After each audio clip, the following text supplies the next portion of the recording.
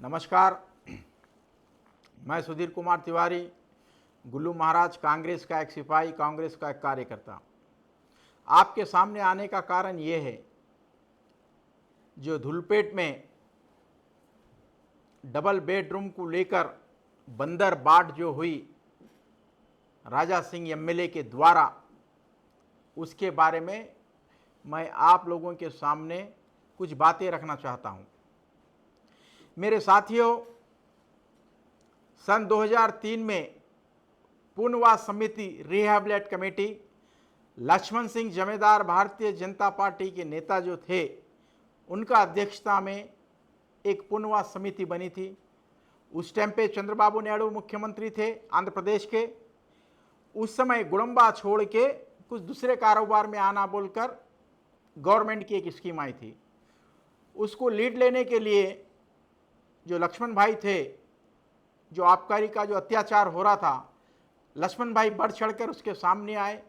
हम लक्ष्मण भाई की सदारत में और भी साथी लोग, जिसमें मैं भी एक था, ये धुलपेट में जो आबकारी का जो अत्याचार है, इसके ऊपर आंदोलन चलने के बाद रिहैबिलिट कमेटी को गवर्नमेंट के तरफ से आया कि ठीक है, आपको क्या चाहिए, क्या नहीं होना चाहिए, आपका पुनर्वास कैसे होना, आपको रिहैबिलिट किस ढंग से करना। 4 कलेक्टर आते थे, सिटी के मंत्री आते थे, और इस आंदोलन में भारतीय जनता पार्टी बोलकर नहीं, उसकी लीडरशिप भारतीय लक्ष्मण भाई कर रहे थे, जिनकी पहचान भारतीय जनता पार्टी से है, लेकिन वो सब में पहले अपने समाज को देखते थे, पहले समाज, उसके बाद पार्टी।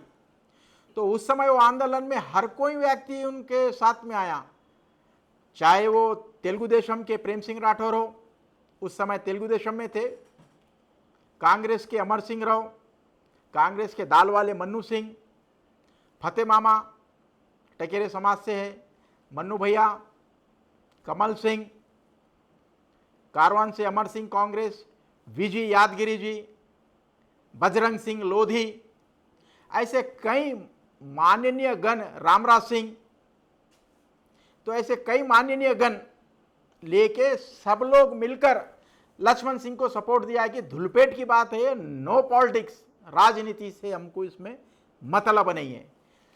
आज आबकारी द्वारा जो double bedroom government the, first of all जो है तो ये पुनर्वास समिति के द्वारा इसको डिस्ट्रीब्यूट देना था, ये राजा सिंह को दे दिए।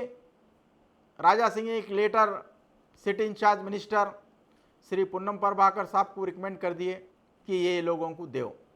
पूनम प्रभाकर साहब करीमनगर से है, समझता हूँ मैं, तो उनको धुलपेट के बारे में, रिहैबिलिट के बारे में, कौन गुड़म्बा करता था, कौन गुड़म्बा नहीं करता था, उनको उतना मालूमात नहीं है, समझता हूँ मेरे जहाँ तक नॉलेज के हिसाब से। और ये जो बंदर बाट हुई डबल बेडरूम के, उसमें कुछ ऐसा टीआरएस के नेता बोल रहे थे, रिश्तेदारों को दे लिए, रिश्तेदारों को दे लिए। हमारी हैदराबाद कलेक्टर मैडम से एक रिक्वेस्ट है कि इसकी जांच होना, जिसको नहीं है उसको ये डबल बेडरूम देना। और मैं जहाँ तक मेरे को याद है, जब पहली बार राजा सिंह एमएलए चुन के गए थे, असेंबली के अंदर एक बात बोले थे उन्होंने, धुलपेट का गुड़म्बा बंद करवाने के लिए एक योजना बनानी पड़ेगी। तो आज तक कभी राजा सिंह धुलपेट में गुड़म्बा बंद करवाने के लिए क्या योजना बनाए, क्या करे, कभी वो बात सामने नहीं आई, या पिछली गवर्नमेंट को इन्होंने अंदर से बात करके गुड़म्बा बंद करा दिए क्या, मैं पूछना चाहता हूँ। ये जो जितना भी आज गुड़म्बा बंद हुआ, गवर्नमेंट की पॉलिसी भी है, जब तक लोकल लीडर जिसको हम चुन के अपना प्रतिनिधि बना के भेजते गोशामेल की जनता ने राजा सिंह को, उनका काम था उस समय सभी जितने भी भाई लोग गुड़म्बा करते थे उनको बुला के एक मीटिंग करना था कि अपन आप रिहैबिलिट कैसा होते भाई, आपको क्या धंधा होना चाहिए। उस समय लक्ष्मण भाई करे थे किसको क्या होना है, कोई डुड्डी डाल लेता हूँ बोले, कोई खेती कर लेता हूँ बोले, कोई कुछ कर लेता हूँ बोले। आप कभी राजा सिंह गुड़म्बे के इशू में, कभी धुलपेट की गरीब आवाम जो गुड़म्बा करके जीते, उनके वास्ते कभी एक बार आप मीटिंग नहीं बुलाए, बड़े दुख की बात है। और बहुत नज़दीक से आपको गुड़म्बे का धंधा मालूम होना चाहिए, राजा सिंह कौन भट्टियां करता था, कितनी हमारी माँ बहना भट्टियां करके अंगार के सामने तप के अपना रोजी रोजगार घर चलाती थी। आपको तो अच्छी तरह मालूम होना चाहिए कि धुलपेट में कौन गुड़म्बा करते थे, क्योंकि आप भी माल मारते थे उस टाइम पे, आप भी माल मारते थे, दारू की दुकान थी आपकी भी। आपको तो अच्छे ढंग से मालूम होना चाहिए कि कौन सी बहन के पास कहाँ पे गुड़म कम गरीब लोग गुड़म्बे का उसके ऊपर आधारित है, उनका परिवार उसके ऊपर डिपेंड है। चलो कोई नए आदमी है बोले तो उसको बोल सकते हैं उसको नहीं मालूम बोल के, आपको तो ये कारोबार से अच्छे मालूमात है आपको। और एक बात है, ये जो पुनवा समिति बनी और जो गवर्नमेंट से जो स्कीम आई कि धुलपेट में गुड़म्बा बंद करने वालों को जो रिहेबिलिट जिसको मकान नहीं है उनको देना, ऐसे कितने लोगों को दिलाए, मैं आपसे ये वीडियो के माध्यम से पूछना चाह रहा हूँ। एक प्रेस मीट लगाओ आप, इन्होंने नहीं करते मैं इनको दिलाया हूँ, इनको घर नहीं है मैं इनको दिलाया हूँ बोल के एक आप प्रेस मीट करो राजा सिंह। और एक बात है, 145 शिवलाल नगर में जो डबल बेडरूम इश्यूज हुए, 145 आप किसको दिला दिए वो आपको मालूम, आपकी लिस्ट जो है तो किसको भिजाए, लिस्ट में किसका नाम टिक करे आपको मालूम है। मैं जहाँ तक समझता हूँ मच्छी वाले भाइयाँ भी भट्टियाँ करके थोड़े परिवार जीते थे, अगर उनको भी 10% देते तो 15-20 हमारे मच्छी वाले भाइयों को भी डबल बेडरूम मिलता था। उनके पास भी बहुत गरीबी है राजा सिंह। टकेरे भाइयाँ हैं हमारे, वो भी आंदोलन में साथ थे, फतेह मामा, मन्नू भैया, कमल सिंह बोल के थे, ये लोग भी आंदोलनों में हमेशा जो है तो रिहेबिलिट कमेटी में अपने लोगों के साथ कंधे को कंधा मिला के लड़े धुलपेट में आबकारी के खिलाफ। उनको एक 15% देना था, एक 15-20 वो बेचारों को भी आते थे। आप उनके साथ भी अन्याय करें। जब आप इलेक्शन लड़ते आपको टकेरे के वोटा होना, मच्छी वालों के वोटा होना, सबके वोटा होना, लेकिन जब आपको 145 जो डबल बेडरूम आए आप उनको काई को नज़रअंदाज करें भाई। कल के दिन आप इलेक्शन लड़ेंगे या उनकी मदद से या उनके वोट से आप एमएलए की कुर्सी पे, आपका दायित्व है कि उनको भी साथ लेके चलना था, उनके साथ अन्याय करे राजा सिंह आप। और एक बात है, आबकारी उस टाइम पे गोविंद नरसिम्लू बोलकर एसी थे, कितने लोगों को उन्होंने एक गोरा बोल के उसको जीप से उड़ा के मार दिए, मालूम होगा आपको है। ऐसे कई लोगों को जो है तो आपका लेके जाए कि क्या क्या अत्याचार करी, वो घरों को आप रिहेबिलिट कमेटी के माध्यम से दिलाई कि आप, मैं आपसे पूछना चाह रहा हूँ मैं, है पान वाले मगन बड़े बाबा रछपाल भाई का बच्चा विशाल सिंह को जो है तो लॉकअप में लेके जाके गांधीनगर में एक्सेस की कस्टडी में मर गया बच्चा। आज उनके घर को जाके पूछे आप, जब आप काउंसलर थे, जब आप काउंसलर थे, कांग्रेस गवर्नमेंट थी, जब वहाँ के मिनिस्टर आके वो परिवार से मिले तो आप बहुत रोड के ऊपर नहीं ये गवर्नमेंट का अत्याचार है वो है। फिर अब परसों डबल बेडरूम डिस्प्यूट करे, आप चिट्ठियों में लिख के नामा दिए आप किसके किसके दिए। फिर आप रछपाल भाई के बच्चे को विशाल के जो देहांत हो गया, जो आबकारी ने मार डाली, आप उसके परिवार को जाके पूछे क्या भाई तुम्हारे को आया क्या, क्या अम्मा तुम्हारे को आया क्या, जाओ आप पूछो। विशाल सिंह एक्सेस वाले मार डाले उसको। तो ऐसी बहुत सी चीज़ें हैं राजा सिंह, ऐसा जो बंदरबाट करे आप बिल्कुल गलत है। और हमारे सिटी के जो इंचार्ज मिनिस्टर है पुन्नम प्रभाकर साहब, मैं उनसे बोलना चाह रहा हूँ, उनसे एक रिक्वेस्ट है, पुन्नम प्रभाकर जी ये गवर्नमेंट की स्कीम है, आपका काम है, जो कॉन्टेस्टेड वहाँ एमएलए थी कांग्रेस की, उससे भी आप पूछना था आप कि इसमें किसके नामा देते क्या देते, ये गवर्नमेंट का प्रोग्राम है ये।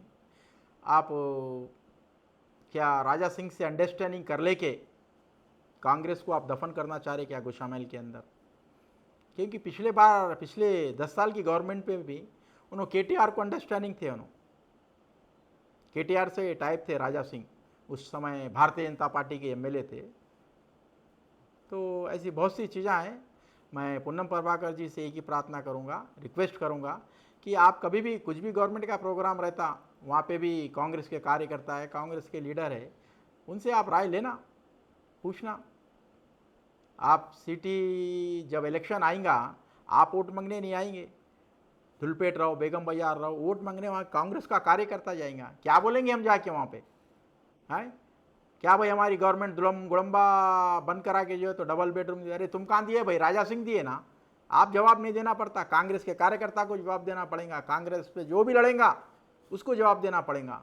तो पूनम प्रभाकर जी, सिटी के कार्यकर्ताओं को, नेताओं को लेके चलो आप, ऐसी चीज़ें हैं। टोटल पिछली जो गवर्नमेंट थी, टीआरएस गवर्नमेंट, 16 करोड़ रुपए धुलपेट पुनवा समिति नहीं है, रिहेबिलिट कमेटी के वास्ते सेंक्शन करी थी। 16 करोड़ रुपए 505 परिवारों को दिए बोल के रिकॉर्ड में बताया एक्सेस वाले। और जो ये पिछली जो सरकार थी वो भी डबल बेडरूम बांटे, उस समय भी आप जो है तो जिसको रिकमेंड करना है उसको रिकमेंड करें। और ये 16 करोड़ रुपए का जो बंडर बाट हुआ, एक एक को 2-2 लाख रुपए एक्सेस वाले बांटे। वो समाज है तो सब हर कोई रहता। तो आपसे मेरा मांग है कि आप आइए जनता के सामने, बताइए आप कि 16 करोड़ रुपए भी जो टीआरएस गवर्नमेंट में जो सरकार दी थी धुलपेट के लिए, वो 16 करोड़ का भी हिसाब आप बताइए। 505 परिवारों को दिए बोल के उनका रिकॉर्ड, उनका डाटा बता रहा ये।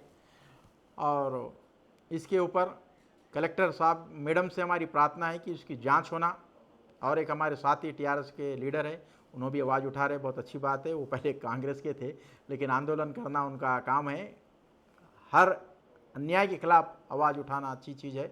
आनंद गौड़ जी जो है उनसे भी, उन्होंने भी जो तो आवाज़ उठाए, बहुत अच्छी चीज़ है आवाज़ उठाना अन्याय के खिलाफ, पार्टी कोई भी रहो, क्योंकि धुलपेट एक बहुत बड़ा वो है। तो मैं एक ही रिक्वेस्ट करूंगा राजा सिंह, आप जो ये जितने भी 145 जो बंटवाए आप, इसका जो है तो ओपन दो आप। मैं फलाने को दिया, फलाने का घर नहीं है, फलानी बाई को दिया, फलाने का घर नहीं है। और ये जो बच्चे मर गया, विशाल सिंह पान वाले मगन सिंह का पोता, रशपाल भाई का बेटा, उसके घर को आप जाके उसको एक डबल बेडरूम दिलाए। उसकी घर की स्थिति देखो, मैं परसों गया था उनके पास डिटेल लेने के लिए, क्या भौजी क्या है, बोले तो बच्चा मर गया होगा, कुछ भी नहीं हुआ, क्या भी नहीं हुआ। आप जाओ ऐसे लोगों को दिलाओ। जय हिंद, जय कांग्रेस।